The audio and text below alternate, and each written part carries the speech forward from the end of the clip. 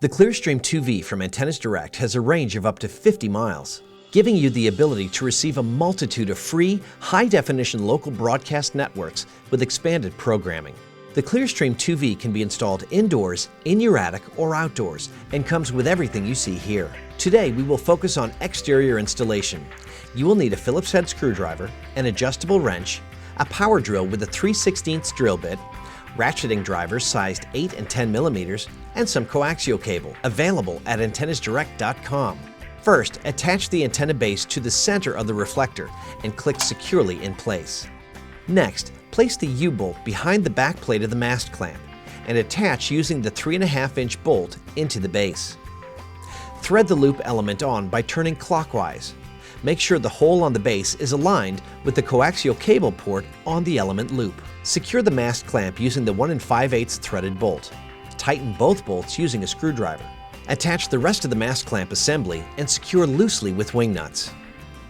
Using the coaxial cable provided, thread one end into the UHF in connector on the VHF dipole kit.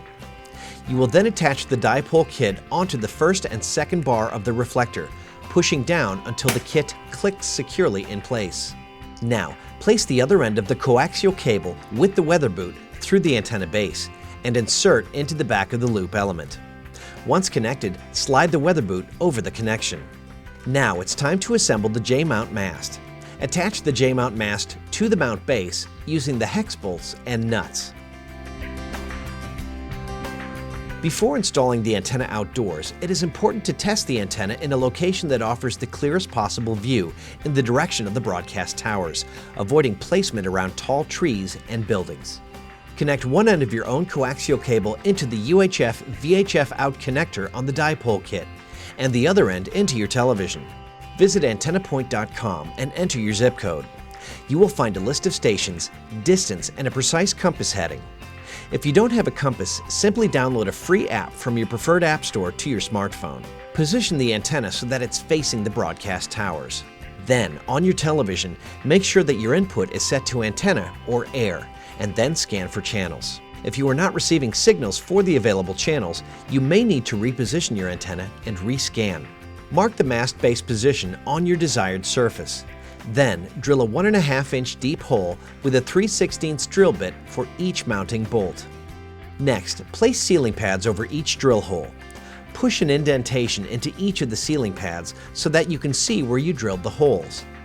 Then, place the base on top of the sealing pads and use a ratchet or drill to tighten the bolts. Before installing your antenna, make sure the mast is adjusted so that it's vertical.